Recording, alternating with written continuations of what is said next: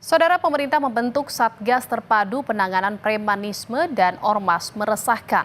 Satgas terdiri dari TNI, Polri, Badan Intelijen Negara atau BIN, hingga Badan Intelijen Strategis (BAIS).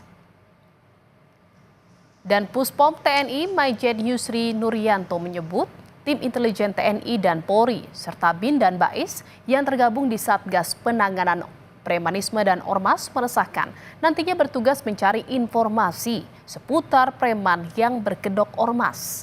Tim ini akan mengarahkan kepada penegak hukum untuk diproses jika menemukan preman berkedok ormas. Namun jika ditemukan oknum prajurit TNI yang membackingi ormas tersebut, maka polisi militer yang bakal menangani proses hukumnya. Ini adalah intelijen, ya, di mana kita selalu berkolaborasi, bekerja sama dengan intelijen lain, ya, dengan kepolisian, kemudian mungkin dari BIN, kemudian dari BAIS, ya, ini ya informasi-informasi yang ada lah. Jadi kita combine, kita analisa untuk dilakukan pencegahan. Nah, tentunya terkait dengan kalau memang di ormas itu ada mereka tentunya orang sipil, ya. Nah, nanti yang menangani adalah dari kepolisian. Nah, kalau ada oknum TNI-nya baru kita yang menangani.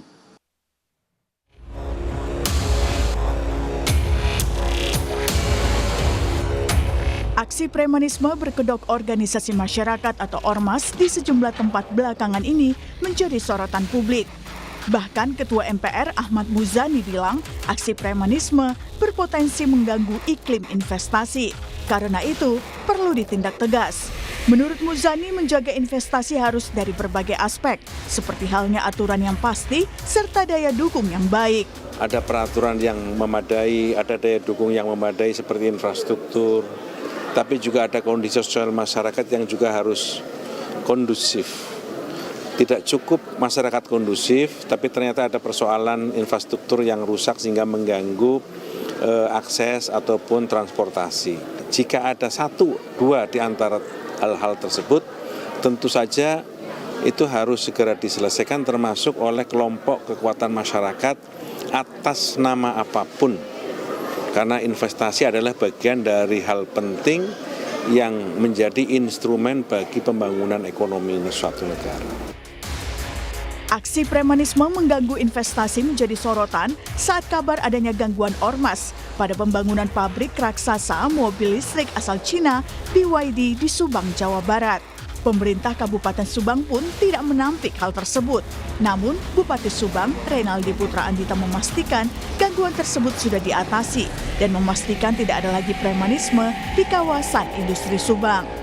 Memang itu kegiatan premanisme yang sudah kita selesaikan kemarin, khususnya dari Polres sendiri sudah bertindak sehingga hari ini sebetulnya sudah tidak ada premanisme.